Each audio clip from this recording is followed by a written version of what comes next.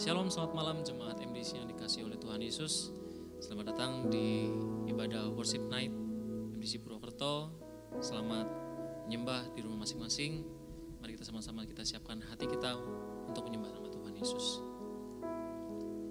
Mazmur 16 ayat yang kedua dikatakan, aku berkata kepada Tuhan, Engkaulah Tuhanku, tidak ada yang baik bagiku selain Engkau.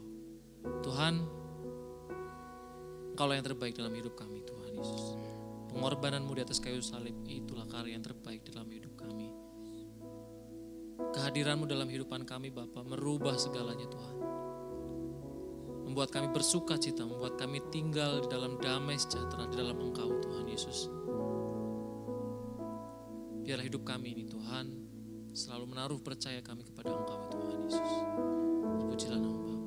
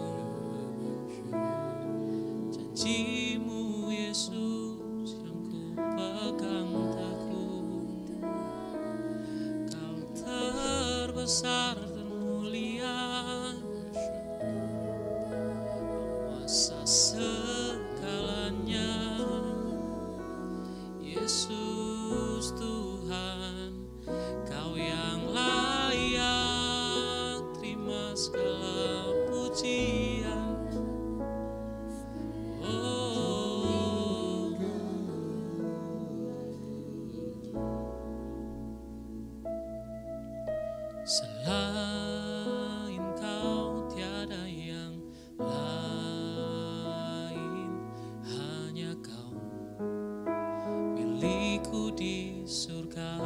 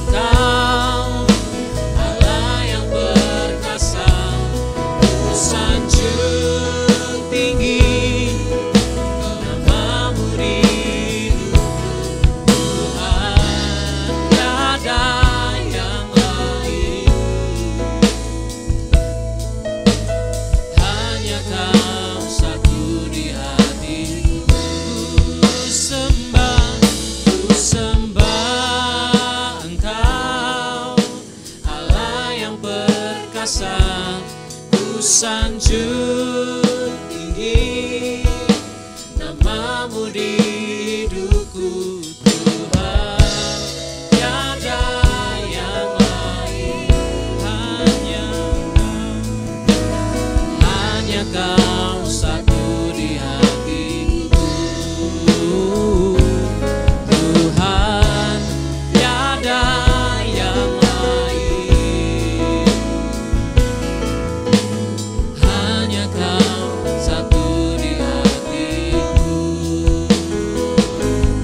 Tuhan, tiada yang lain, dan hanya Kau satu di hatiku.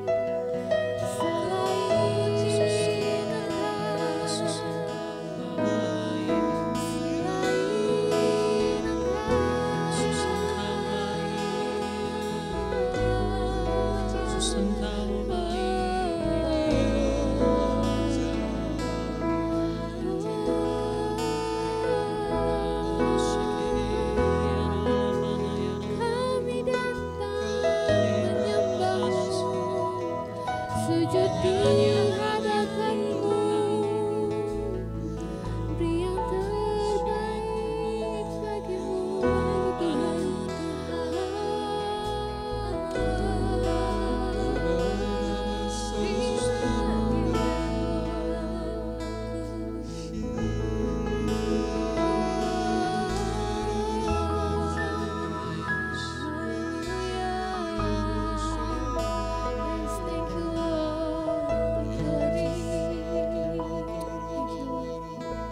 Roma 12 ayat yang pertama berkata, karena itu saudara-saudara, demi kemurahan Allah aku menasihatkan kamu, supaya kamu mempersembahkan tubuhmu sebagai persembahan yang hidup, yang kudus, dan yang berkenan kepada Allah.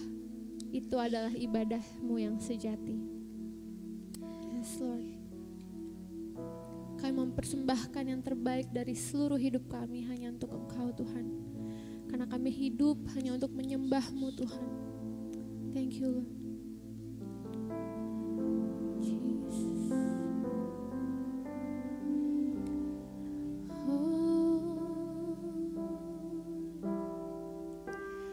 I worship You. I worship You.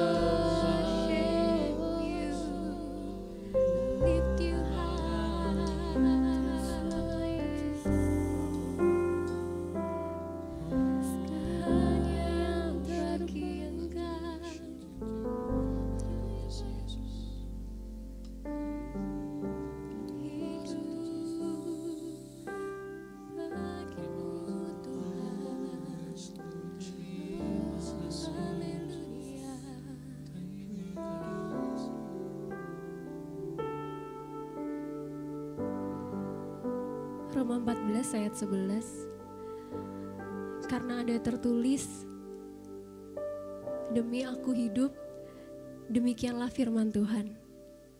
Semua orang akan bertekuk lutut di hadapanku dan semua orang akan memuliakan Allah. Yes. Amin.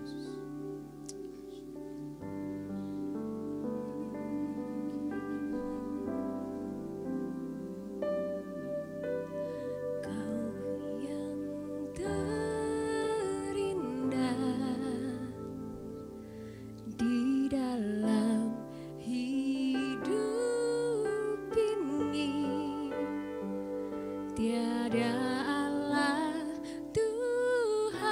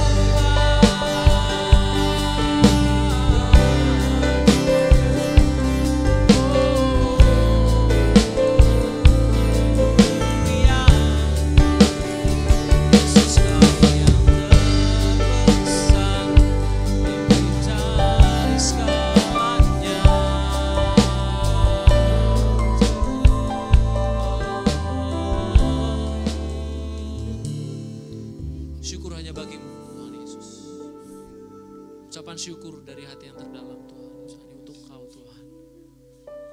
Biarlah sukacita itu Tuhan meluap dalam diri kami, oleh karena perbuatan-Mu begitu ajaib dalam kehidupan kami Tuhan. Kami melihat banyak perkara-perkara ajaib bersama-sama dengan Engkau Tuhan. Kau lakukan perkara-perkara yang mustahil di hadapan setiap kami, sehingga iman kami bertumbuh Tuhan Yesus dalam Engkau. Terpujilah Engkau Tuhan, Engkau Allah yang baik, Engkau Allah yang besar bagi setiap kami. Terpujilah nama-Mu Bapa. Sebentar kami ingin mendengarkan firman-Mu. Bajaklah hati kami mau mendengarkan dan melakukan setiap firman yang Kau taburkan dalam kehidupan kami Bapa. Hanya dalam nama Tuhan Yesus Kristus kami berdoa. Amin. Ya, selamat malam Bapak Ibu Saudara. Firman Tuhan malam hari ini saya beri judul Why Do We Worship Jesus? Kenapa kita harus menyembah Yesus dan bukan yang lain?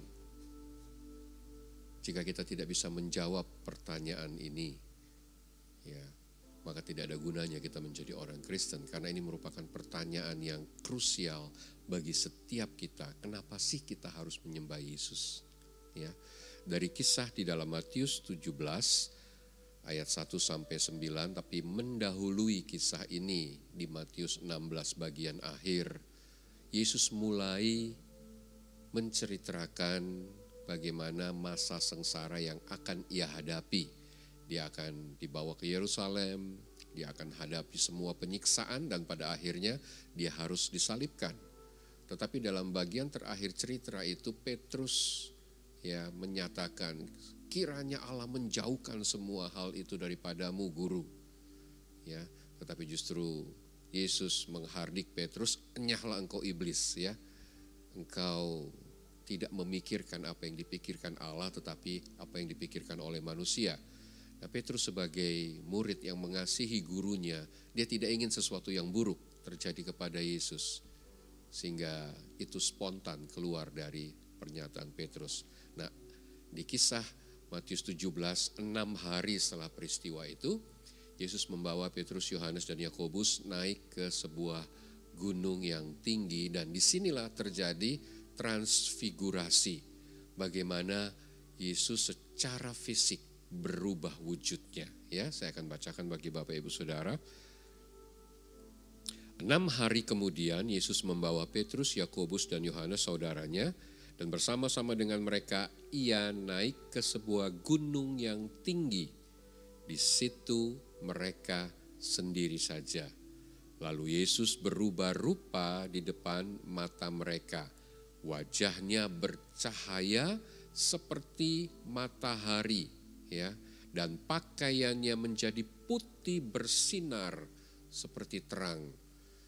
Di hadapan ketiga muridnya, Yesus berubah wujudnya, wajahnya seperti matahari, dan juga ya seluruh jubahnya seperti terang. Dan saat itu muncul Musa dan Elia.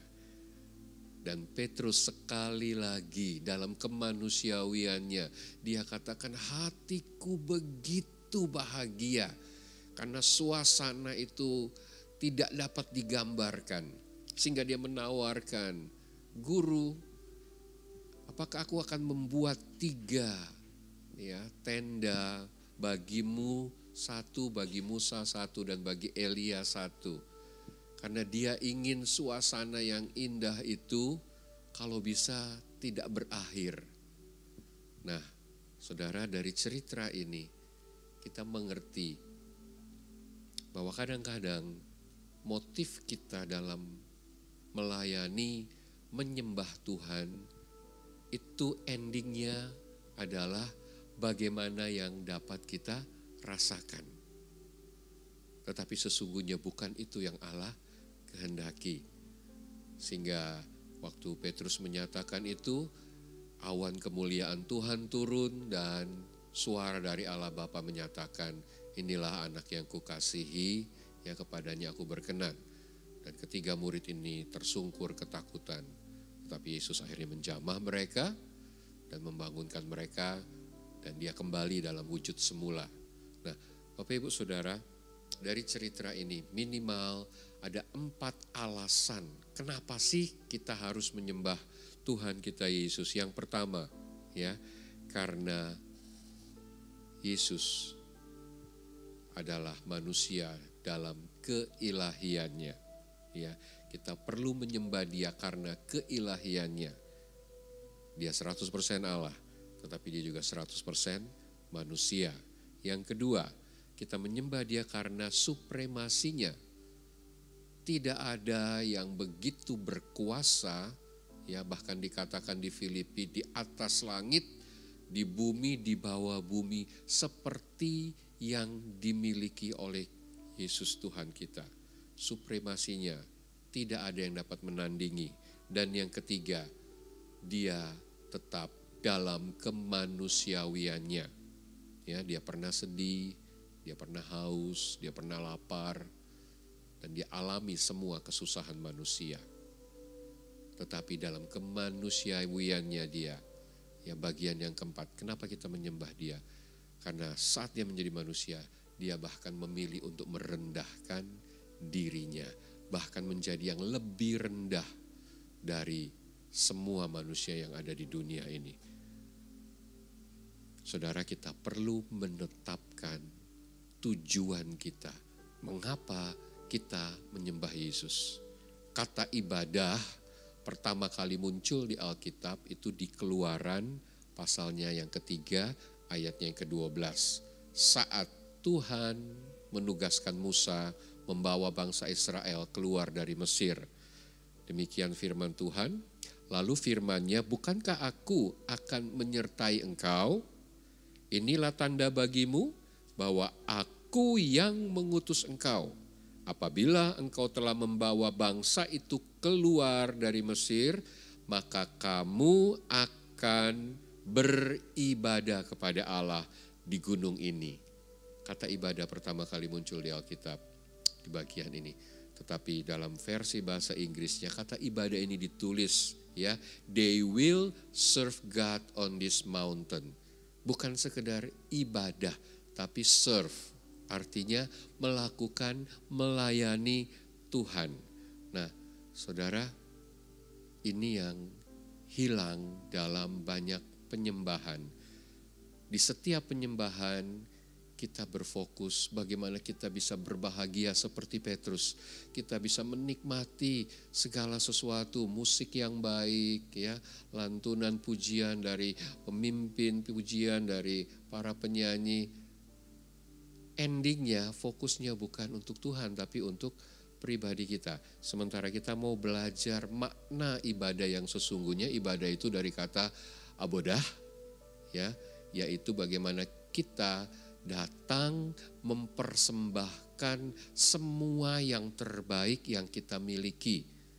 Ya, jadi ibadah itu justru kita yang datang mempersembahkan yang terbaik dari semua yang kita miliki.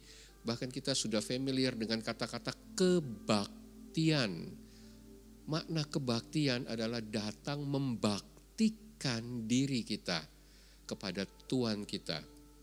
Jadi seharusnya waktu kita datang dalam kebaktian menyembah Tuhan, kita seperti pribadi-pribadi yang bersama-sama datang mempersembahkan yang terbaik dari hidup kita untuk melayani Tuhan, untuk menyenangkan Tuhan, ya.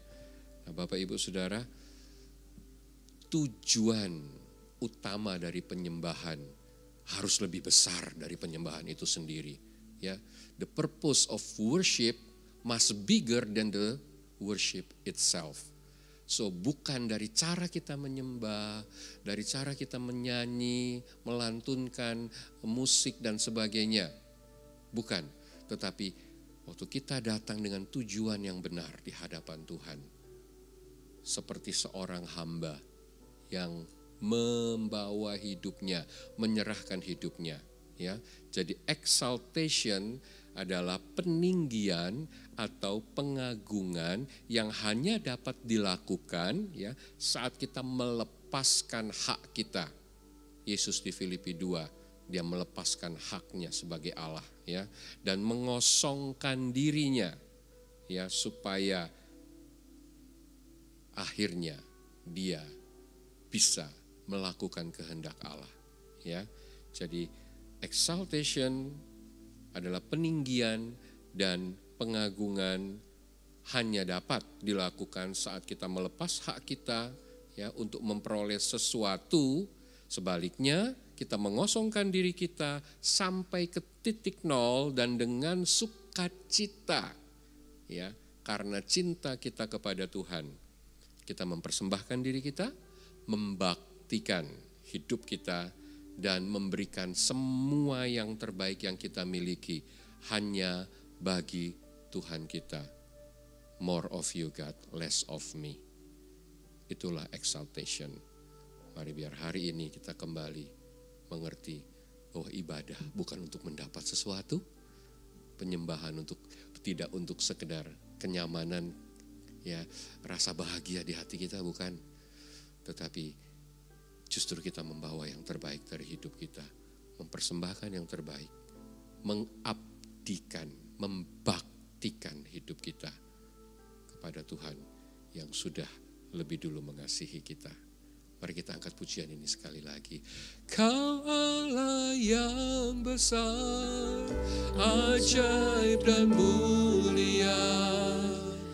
Kau Yesus yang selalu membuatku terpesona. Segala pujian bagimu ya Tuhan. Hanya Kau yang layak ku agungkan. Allah yang besar, ajaib dan mulia. Kau Yesus yang selalu membuatku terpesona. Segala pujian bagimu ya Tuhan. Hanya Kau yang layak, Dia layak. Yang besar, ajaib dan mulia. Kau Yesus yang selalu membuatku terpesona. Segala pujian bagimu ya Tuhan. Hanya Kau yang layak, hanya Kau yang layak ya Tuhan. Hanya Kau yang layak ku agungkan. Hanya Kau yang layak ku agungkan.